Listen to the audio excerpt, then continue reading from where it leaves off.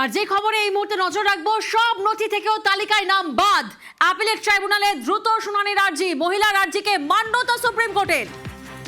ঠিক কোন গ্রাউন্ডে এই মান্যতা, কি কেস, বিস্তারিত জানবো। মৈত্রী আমাদের সঙ্গে রয়েছেন। মৈত্রী, দেখো, মনোয়ারা খাতুন নামে এই মহিলা, তিনি আবেদন করেছিলেন। তার পাসপোর্ট সহ অন্যান্য সমস্ত ডকুমেন্ট রয়েছে। 2002 সালের ভোটার তালিকায় তার নাম রয়েছে এবং গত 24 বছরে তিনি নিয়মিত ভোটদানও করে এসেছেন।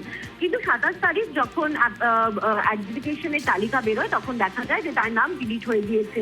তারপরে তিনি অ্যাপিলেট ট্রাইব্যুনালে আবেদন করেন 3রা এপ্রিল, কিন্তু এখনো পর্যন্ত তার নামে শুনানি আসেনি।